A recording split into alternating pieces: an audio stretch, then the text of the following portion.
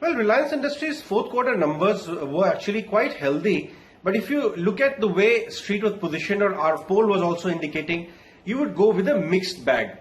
If you look at the consolidated number, the EBITDA was clearly in line with estimates, and so was the top line. The profits were slightly on the lower side.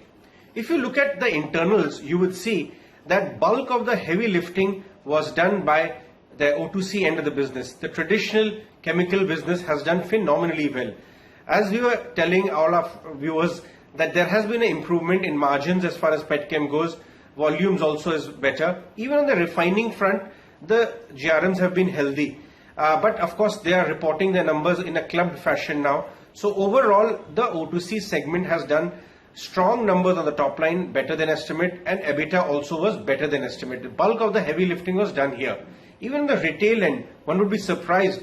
But if you remember, rest of the country was opening up after the first wave, and in that time they opened new stores. In fact, they have also given a number of almost 70,000 jobs, fresh jobs actually being added across the country because of their retail end of the business, and both the physical Reliance stores and also the digital end of the business, which is Ajio, etc. In fact, internals also show that digital, which is Reliance Digital, where laptops, TVs and all of that is sold, also saw a very big jump.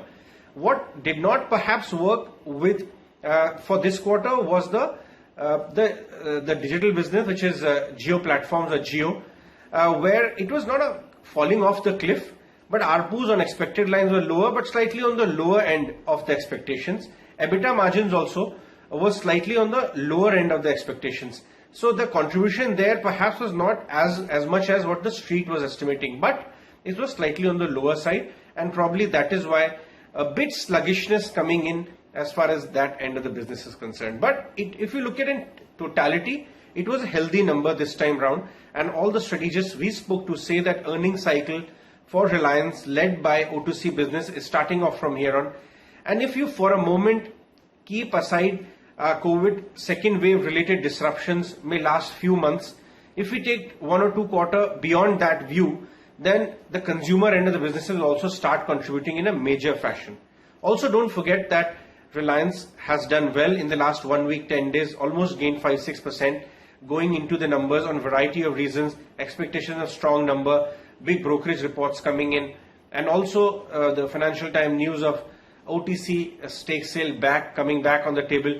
All of these have actually positioned the stock strong going into the numbers. So with this kind of a number, do not rule out a bit of a profit taking.